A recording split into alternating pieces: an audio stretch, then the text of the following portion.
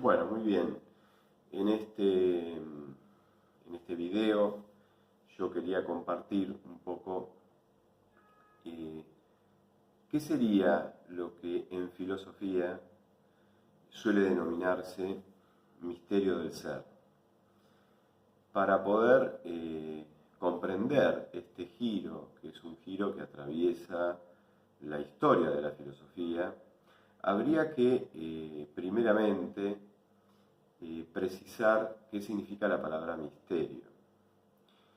Y en segundo lugar, deberíamos hacer una referencia a lo que significa dentro de ese giro, específicamente en ese uso, la palabra ser.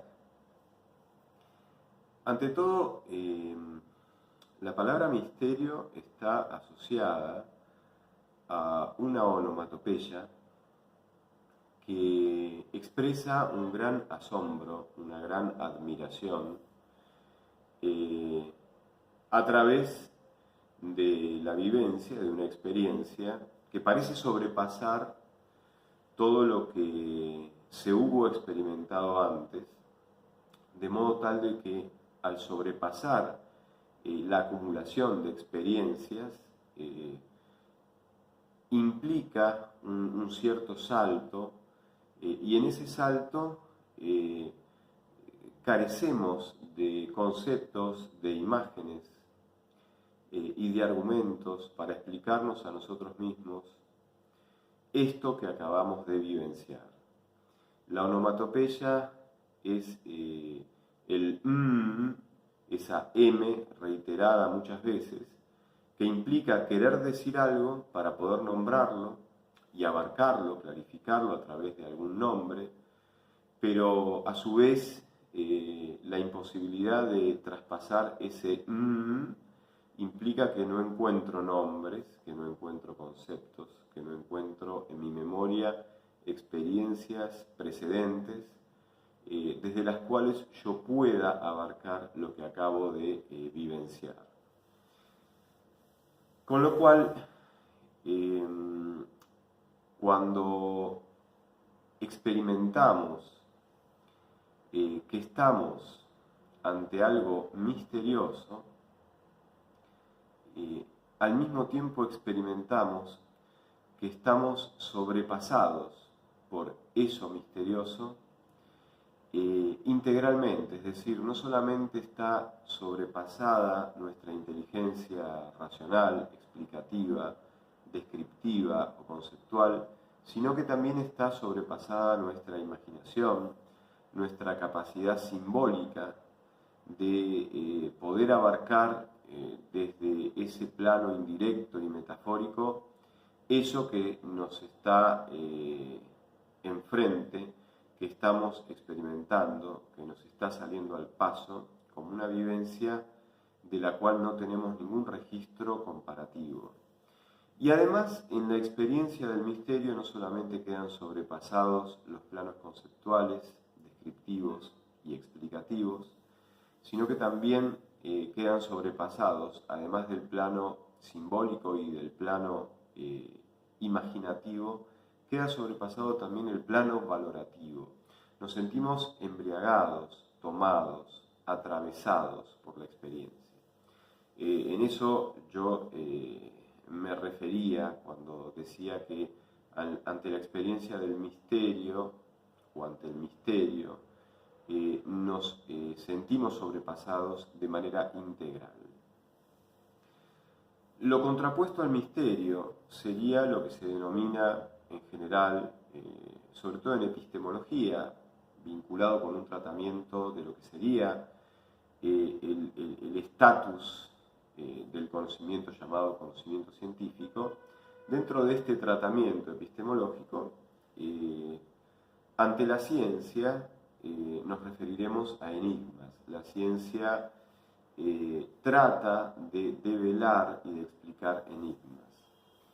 Ahora, el enigma, si bien representa una cuestión, un problema que encierra algo que desconocemos pero que queremos despejar, el enigma toma nuestras habilidades intelectivas, nuestras habilidades racionales, además de nuestra habilidad sensorial, desde la cual podemos concentrarnos y observar detenidamente y hacer mediciones una y otra vez para que después de un campo suficientemente vasto de experimentación podamos percibir patrones que se repiten e identificar esos patrones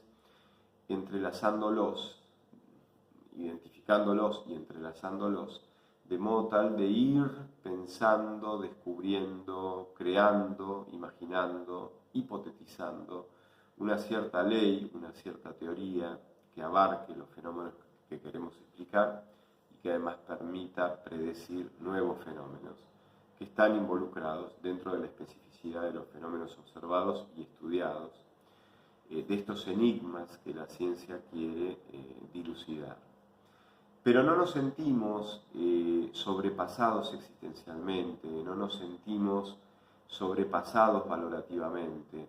Sí, por supuesto estamos sobrepasados intelectualmente porque estamos ante algo que no sabemos explicar, que por eso lo queremos investigar para poderlo comprender. Pero sentimos que eso que queremos comprender está totalmente alineado a las posibilidades de nuestras propias habilidades o de nuestras propias capacidades. En cambio, ante la presencia del misterio, el misterio primero nos hace dar cuenta de que precisamente todo lo que hemos imaginado, todas las experiencias acumuladas en la memoria, todos los patrones que pudimos construir para vincularnos comprensivamente y racionalmente con la vida, con las cosas, todos esos patrones, toda esa matriz queda totalmente atravesada y sobrepasada. Y nosotros nos descubrimos no solamente ante esto misterioso, sino que nos sentimos atravesados por el misterio, nos sentimos habitados por el misterio y nos sentimos habitantes del misterio. No podemos construir una relación de pura exterioridad entre el misterio que se nos presenta con toda su potencia envolvente y trascendente y nosotros. No hay posibilidad de concebirnos fuera, de que nos podamos concebir exteriores al misterio. El misterio se aparece involucrándonos, atravesándonos, sobrecogiéndonos, sobrepasándonos y a su vez habitándonos, de modo tal de que en ese habitarnos a su vez lo reconocemos como algo profundamente íntimo y pertinente a nuestra condición humana, a nuestra condición de seres, a nuestra condición de seres que existen y se preguntan por qué existen, y a nuestra condición más singular de personas. Porque si bien somos seres y somos seres humanos y somos seres humanos existentes que nos preguntamos, además cada uno es uno mismo e irrepetiblemente uno mismo, de modo tal de que toda esta experiencia se singulariza de una manera intransferible. Entonces, primero para aclarar lo que es el misterio. Ahora, la palabra ser, dentro del giro, misterio del ser, tiene varias acepciones. Yo puedo hablar de los seres vivos, entonces me estoy refiriendo a ciertas entidades existentes que la biología clasifica como seres vivos. Pero también puedo tomar imaginariamente la calavera como Hamlet y preguntarme ser o no ser, la gran cuestión. Y ahí ser significa, entre otras cosas, por un lado, aunque no es sinónimo, existir. Existir significa que el ser que es patentemente y está ante los demás, está presente, está disponible para ser visto, para ser notado, para que su existencia, para que su ser se nos presente con toda su patencia, con toda su notoriedad. Está hacia el exterior, o sea, existere, está posicionado hacia lo que no es, de modo tal de que todo eso que no es lo pueda mirar, lo pueda observar. Es la patencia del ser. Y ser, en otra acepción, significa sencillamente eso, ser. Lo cual significa que más allá de que seamos vistos, de que nuestro ser sea patente, sea existente, esté disponible a la visión de otros, a la vincularidad con otros, a la relación patente con otros, más allá de todo eso, es los seres, todos los seres, tienen en común el hecho de que son. Y ese hecho de ser, que no es lo mismo que lo que Tomás de Aquino consideraba el actus essendi, es decir, el acto de ser que constituye a cada ente, a cada ser, y que ese acto de ser está de alguna manera formalizado e imbricado con la esencia de ese ser.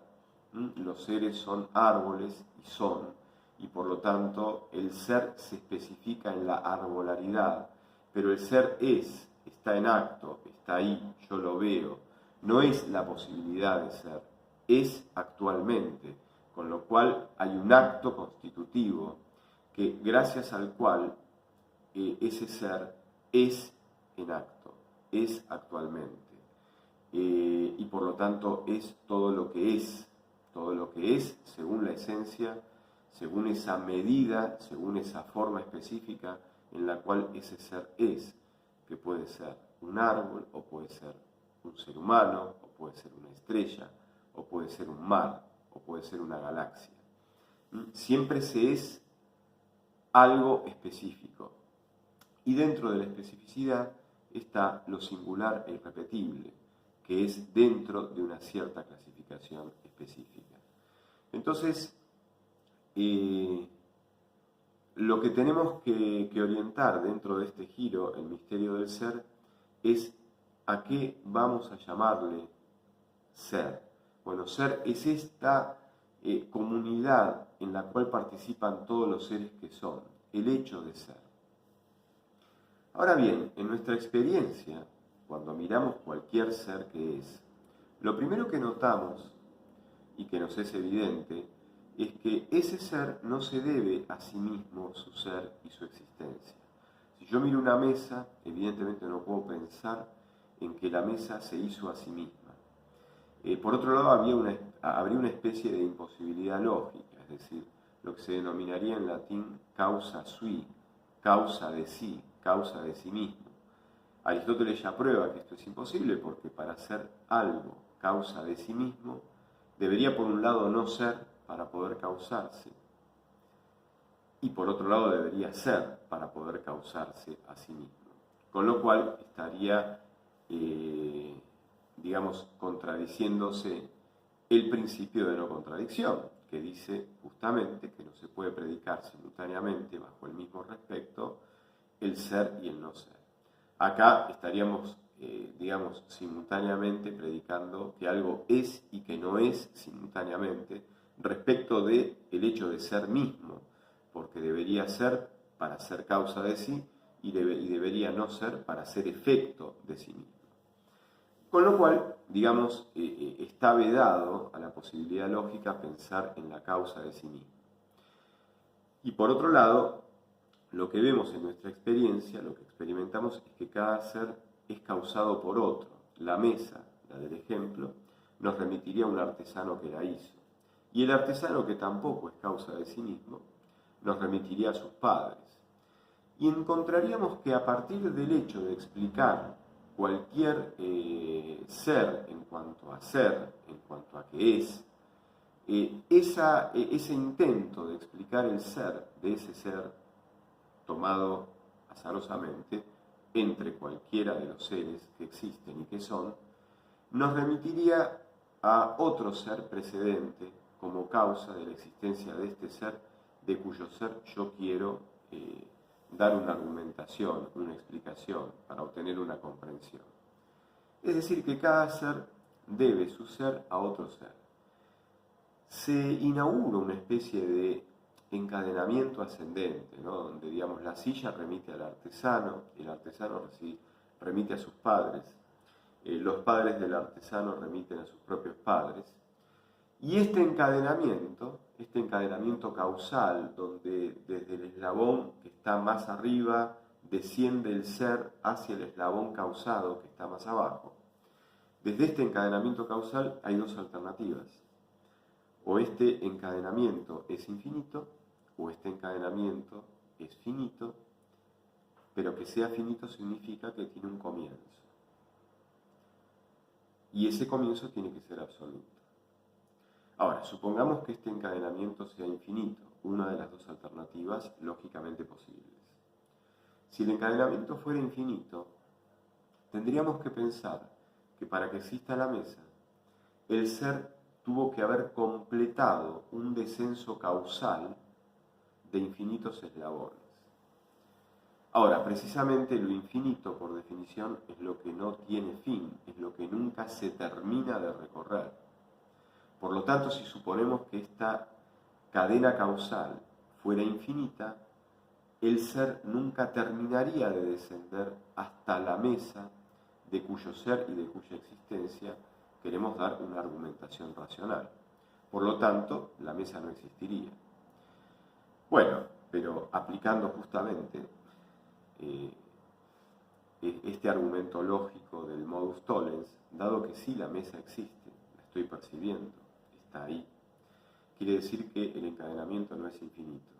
Por lo tanto, el encadenamiento es finito.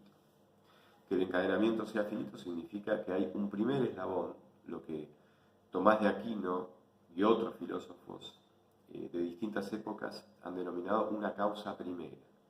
Ahora fíjense, esta causa primera, por ser primera, en principio no pudo ser causada por ninguna otra causa.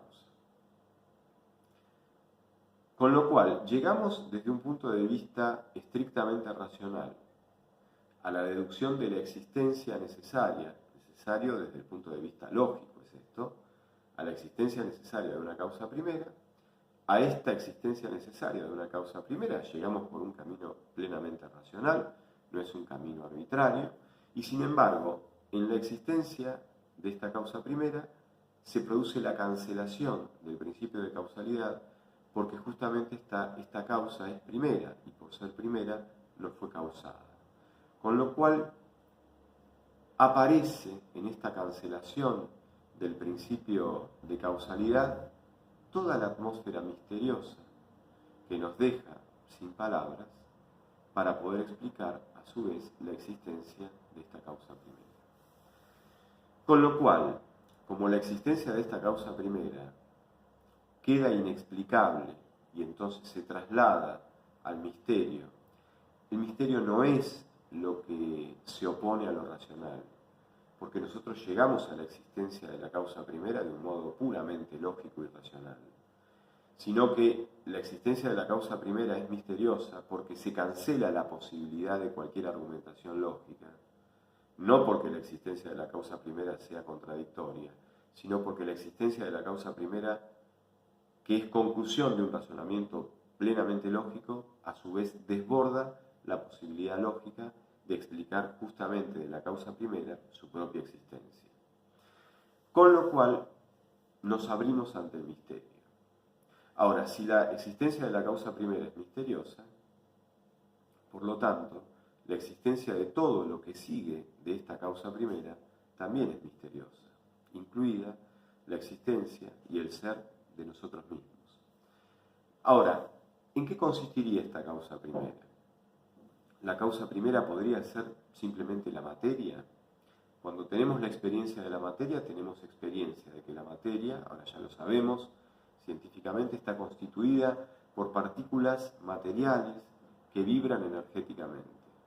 Ahora, estas partículas materiales, esta energía que está implicada en la materia, es incapaz de vincularse consigo misma, es incapaz de tener conciencia de sí misma, es incapaz de elevarse por encima de sí misma al reino de las formas. La inteligencia, que no es la sensibilidad externa, no es los ojos, no es la boca, no es el olfato. La inteligencia que hace cuando recibe las impresiones sensibles que los sentidos externos registran de un ser. Bueno, lo que hace es captar justamente una cierta estructura inmaterial de ese ser. Y esa estructura inmaterial es lo que Aristóteles denominaba la forma, que no es la figura espacial descrita por ese ser, sino que es la estructura permanente que soporta todos los cambios que la materia de ese ser va a atravesar a través del tiempo. O sea que, de alguna manera, lo que hace que ese ser subsista en sí mismo, de manera de tener una identidad que no cambia, es una estructura, es esta forma, que es lo que Aristóteles denominaba como aquello que hace que un ser sea lo que es, o sea león, o sea humano, o sea estrella. No estoy hablando de la singularidad, sino estoy hablando de la universalidad específica de ese ser, de lo que sería la esencia universal de ese ser. Esa estructura formal no es material, con lo cual hay un registro de la realidad que está por encima de la materia. Con lo cual, si estamos hablando de inteligencia y estamos hablando de autoconciencia, es decir, de la capacidad de vincularme conmigo mismo, saliéndome de alguna manera de mí mismo para poder mirarme a mí mismo, estamos hablando de una dimensión del ser que está muy por encima de la energía, de la materia y de la vibración.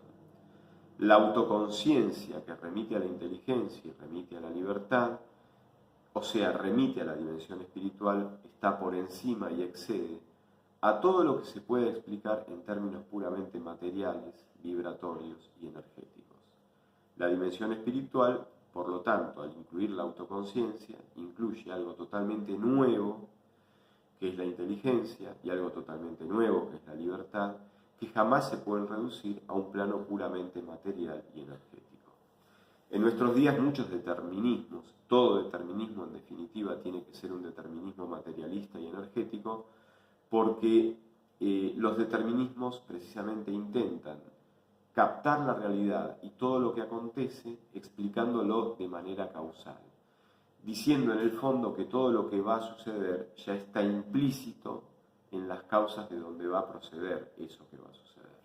Bueno, estos determinismos niegan justamente la autoconciencia, niegan la dimensión espiritual, niegan la inteligencia y niegan la libertad como entidades que trascienden absolutamente el plano de lo puramente material y energético. Por eso, precisamente, cuando se alude a cómo tendría que ser esta causa primera tendría que tener como virtudes y cualidades en un nivel eminente justamente la autoconciencia, la libertad y la inteligencia. O sea que tendría que ser una causa creadora porque tendría que ser inteligente, tendría que ser libre, tendría que tener todas las cualidades personales que nosotros registramos desde nosotros mismos y desde nuestra propia condición personal. Y esto no es hacer ninguna proyección narcisista elevada al infinito, desde nosotros hasta la imagen del Creador que nos estamos construyendo de esta manera.